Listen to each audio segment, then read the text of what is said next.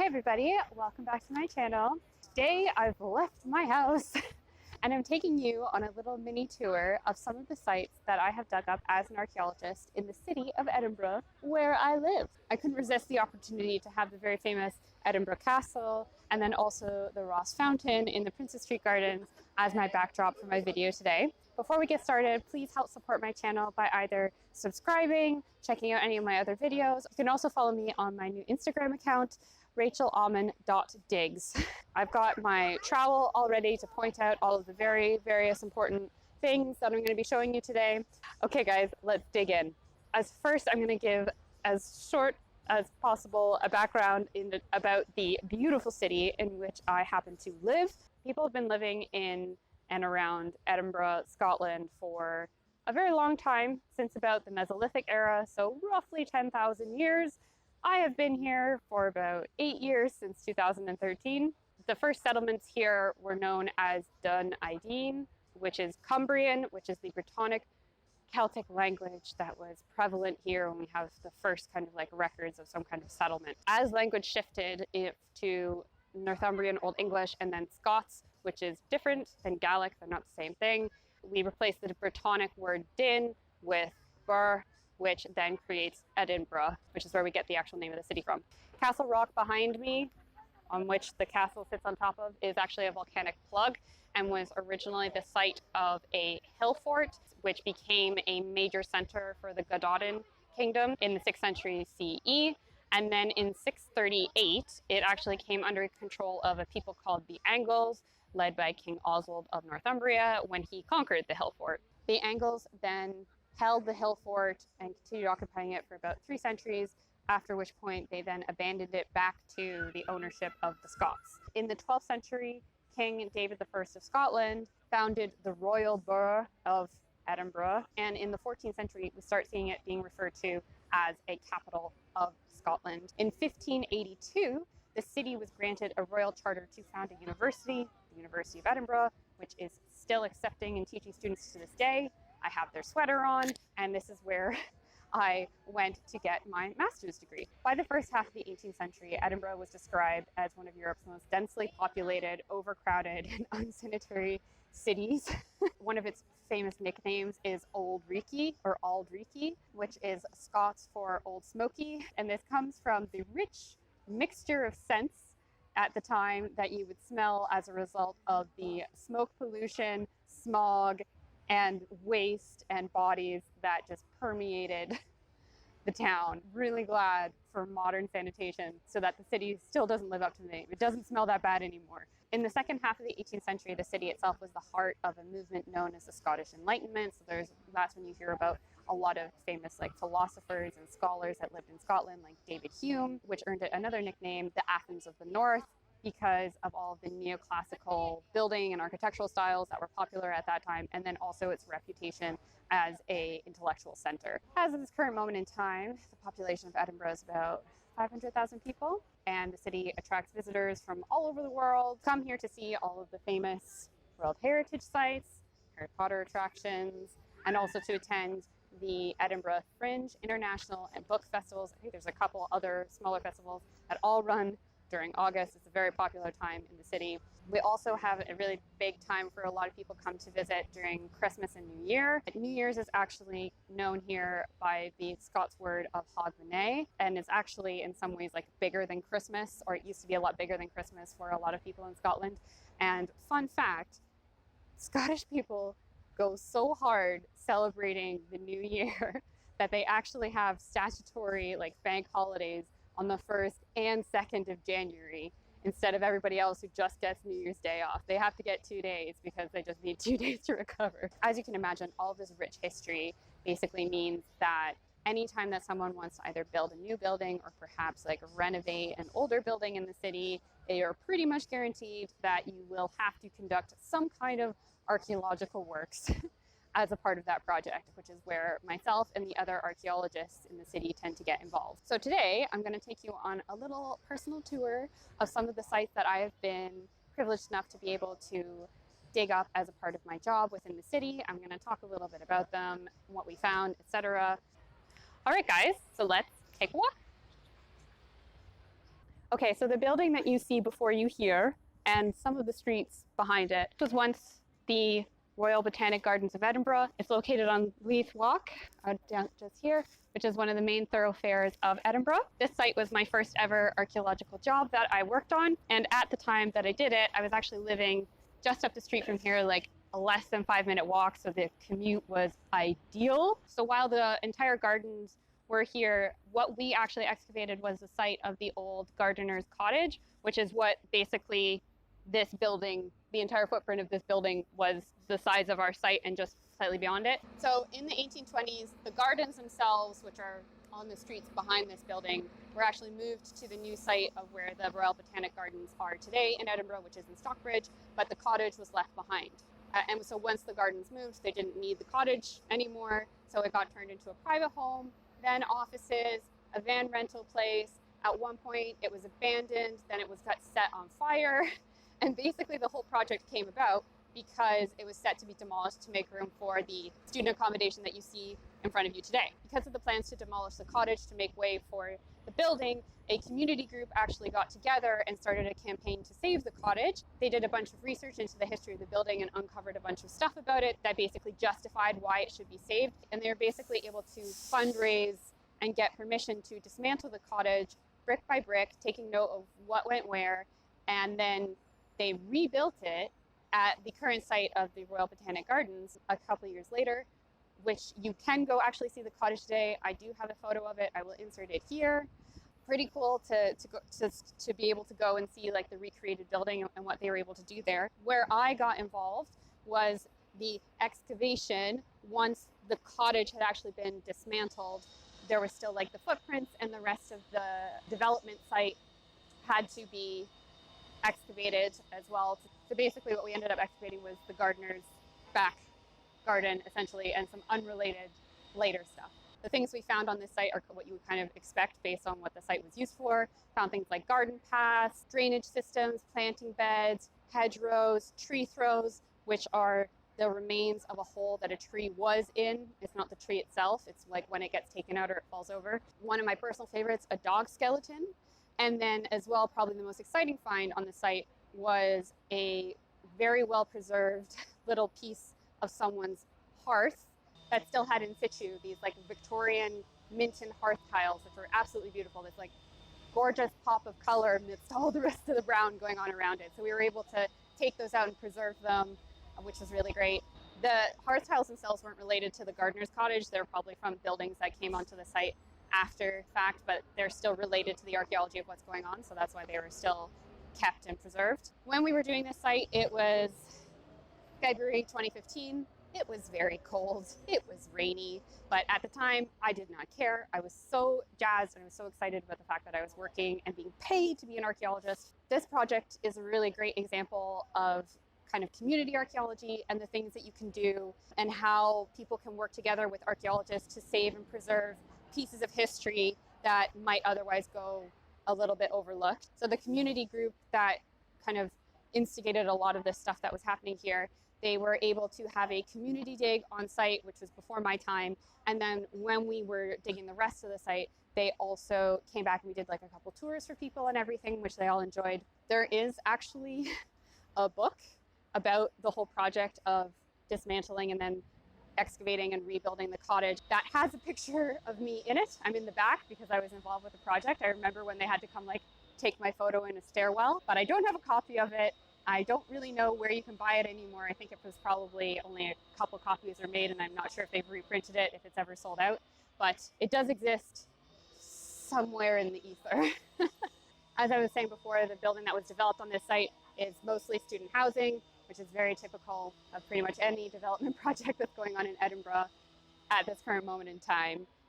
So I don't know, I wonder if the students themselves know what lay underneath their feet. Another really interesting thing about the site was that since the cottage has been there for like a couple hundred years, it's actually seen the street level of Leith Walk rise up ever so slowly during its lifetime. So by the time that they got around to modern day, the first floor of the house was actually ground level, and the original ground level floor of the house was basically a basement. So that's how much the street has risen since then, which is, I think, a really interesting fact about this site. that's everything for this site. Hopefully the next one that we're at won't have people cutting and drilling pavement or nearly as much noise going on. Okay, so here we have 4-10 Grassmarket. This was a small job that I did back in 2015, which happened to result in one of my favorite photos ever of me as an archaeologist, which I will link here. At the time, the reason the project happened was because someone wanted to renovate the space, which is an old church, and turn it into a new restaurant/bar, which clearly they have done. So for this job in particular, we weren't in the building itself, we were in the backyard, which is now like a rooftop patio thing. When it came to this site particularly, it had a lot of archaeological potential. I mean, like everything we've looked at today does, but this in particular does, because Edinburgh Castle is literally just up that way, and the site itself is located right on the western edge of Grassmarket, which is a part of the Old Town of Edinburgh, which is actually a UNESCO World Heritage protected site. The building itself is extra important because it also happens to abut something known as the Flodden Wall, which is a very famous wall in Edinburgh that was built to protect the populace in the aftermath of the Battle of Flodden in the 1500s. In addition to just the area being protected, the wall is a protected and scheduled monument. As well, the building itself is a B-listed historic building, which means it has to be protected as well. So there's a whole bunch of extra regulations that we had to work around with this building. So the wall that I'm talking about here is the one that you see coming down the steps here, and is like a different color than the rest of the building. So that part, we had to do some extra finagling of what we were going to do on our site. We had to leave like a buffer or like a bulk of earth between us and anything that we were going to do, so that we had no danger of accidentally like bumping the wall or touching it or doing anything that might damage it, because that's like a big no-no. So if you look at everything coming down, this site's quite deep. Like, things go down. So the depth of the site was something that also had to be considered, because contrary to what you might think, archaeologists just can't dig until we hit bedrock all the time. There's a lot of safety concerns with that kind of stuff. Building that you see here, the kind of church structure, was constructed in 1884, and it was used as a church. Kind of obvious, it was a church, as well as having a shop/tenement next to it. So the Cold Town House shop front this is all part of the same building. It was used as a church up until the 20th century, at which point it fell into some financial difficulty. The church moved out and the building changed uses a couple times. It became first an antiques store, then it became a sports bar, and then a whiskey bar, and now it's just like a hipster upscale pub, I guess. Prior to the building of the church, this was all part of what's known as a burgage plot. So a burgage is basically a rental property that's on an area of land that's really long and thin. And so on the street side, you'll have a building and associated entrances and access. And then the back of it is used as a backyard. It's a second backyard that I've managed to excavate in Edinburgh. So the work that we did here was not a full-scale excavation. It was what's known as an evaluation, where basically you put some trenches in targeted areas, and then you dig down to see if there's archaeological material there, and if so, how much of it is there, what date is it, etc. So this gives you a little bit of a preview of what you might come across later if you were to come back and excavate the site, which allows archaeologists to then kind of calculate how much a job might cost based on how much archaeology might be there or what we have to go through. For this site, I actually got to write what's known as a desk-based assessment. So this is a bit of a research report that we submit before we actually start going onto site, and we research the place that we're going to go dig so that we can get an even better idea of what might be there. So it was really cool because I got to research as a part of the DBA, as we call it, a bunch of the history of Grassmarket, this building in particular, and it was an experience in writing archaeological reports. The access of this site was probably one of the biggest challenges of it. The wall itself is protected, so we can't lift equipment over that, and as you can see, there's not really a driveway to drive machines into the backyard of the site. So what we actually were only able to use is this tiny archway right here, what I'm pointing with my trowel. That was our access to the site for all of our machinery and everything. I'll go up for a close-up later, but you can't really fit a very big excavator through that, and it was a very tense tense process because, as I said, the building's protected. So when you're driving through that, you have to be really careful that you're not going to like hit anything and damage the building while you're going through to the backyard. We didn't find anything particularly exciting during this evaluation. For what I remember, it basically consisted of a bunch of modern demolition deposits, probably from the building of the church or any of the renovations that happened afterwards. We were only allowed to go down 1.2 meters, so 120 centimeters, because after that, things start getting a bit dicey, and we're only doing evaluation. The demolition deposits that we found were just basically like rubble and garbage construction stuff, so it wasn't like anything particularly exciting. It's probably left over from when they built this, and the access was still crap. So instead of taking any of their waste out through that tiny little passage, they just shoved it in the back and put some soil over it to make it into the backyard. There is probably like a deeper, interesting archaeological deposits underneath the stuff that we found, but like I said, we were limited in how far we could go. They did come back and do an excavation on this site, the company I was working for this, but by that time, I had moved on to another company, so I didn't come back for the excavation. But it's still really cool that I got to work right next to like a scheduled monument in like the absolute heart of Edinburgh city. Yeah, they've got a nice little like flower installation now. It's just like, it's so fancy. So yeah, this was the size of the entrance that we had to fit everything through. It's just basically like a typical doorway. It was, yeah, it was small. Okay, so just on my way to our last location, and through here is the Edinburgh School of History, Classics and Archaeology. So just that archway through there, that's the door to the school where I took all my classes and spent a lot of time during my master's. So yeah. Okay guys, so we're at the next site on our list, which is located between Buccleuch Place and Meadow Lane, right next to the University of Edinburgh. The site itself was kind of divided into two parts. So you had one side over here and one over here, which is a bit difficult to get camera angles of. So this is the western part of site. And this is the eastern part of site. So I was actually involved with two separate parts of this project. As you may know if you've watched any of my other videos, archaeology a lot of the times tends to come in kind of dribs and drabs. So you have several phases of a project that happen over a period of time rather than everything happening one right after the other. So in the case of this project, I was involved in some historic building recording in some derelict buildings on the eastern part of site in 2015. And then in 2016, I came back to be part of the excavation team for both parts of the site once the buildings had been demolished and the pavement and everything had been stripped and there was archaeological stuff exposed underneath. The reason why this site was done is because the University of Edinburgh, which is like just over there, before they could actually go ahead and build these fancy new student accommodations that you see behind me, there were a couple buildings on more so the eastern and a little bit on the western side of site that were derelict, but because of their location and part of the planning application, they needed to be preserved by record with a historic building recording job before they could get demolished. There was a coach house just over here, which we did some very nice drawings of. And then the other buildings on the other side were a bit more modern. So we didn't need to go as in depth for that. So what we basically ended up doing was creating a photo catalog of the buildings. My involvement in that was going with a colleague throughout the abandoned building, which was quite sketchy, taking photographs of everything. So then we at least had a record of what was there before. It was abandoned and there was like a lot of like furniture stored there. There was like pigeons living there. It was not, yeah, it was kind of creepy to be in there from what I remember. So that happened, and then they had to wait for the next phase of the project. So in 2016, that's when that came around in the spring.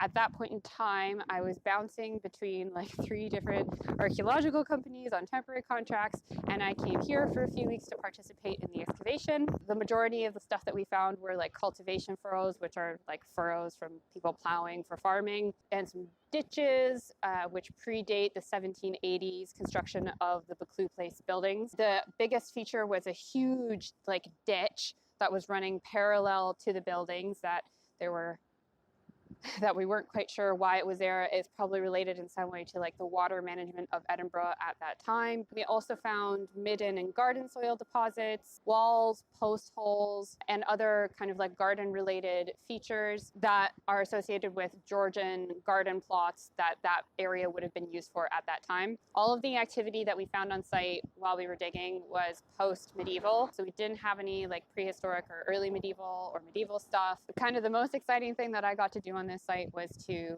half section a stone-lined well that we found underneath kind of roughly where the coach houses were, so it was just like kind of right on the corner of that street. The other great thing about this site, which is worth mentioning, is that our site project officer at the time had this ritual that he called Cake Fridays, where on Fridays, because it's Fridays, we go out and we get cake, and there's an amazing little cafe just around the corner that made the best brownies. So we would always get cake on Fridays on this site, which was always a nice morale booster right at the end of the week. So yeah, 2 of the 3 places that we visited today have become student housing or accommodation, which is, if you live in Edinburgh, you know is not at all surprising and is very typical of the kind of projects that are happening in Edinburgh at the moment. But I will not comment any more on it because it is a controversial subject.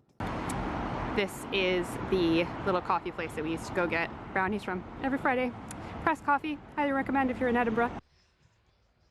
Okay, so that was quite a good walk. At least I got all my steps in today. So those are the 3 sites that I have dug up in the city of Edinburgh. I hope that you enjoyed your little tour of the city. That's a bit off the beaten track. You know, the regular Harry Potter and City of Edinburgh tours don't take you to all these special places that I've taken you today. But it's weird because it's one of those things where I've like been here for so long, the novelty of everything has kind of like worn off. But when I do think about it, it is really cool to be able to say that I've been able to excavate several sites within one of the world's like most famous cities. Before I go, don't forget to give this video a thumbs up if you liked it, subscribe to see more from me, and also follow me on my brand new Instagram at rachelalmond.digs. If you guys have any questions, comments, or concerns, please let me know in the comments section down below. All right, thanks for watching, everybody. I'll see you next time. Bye.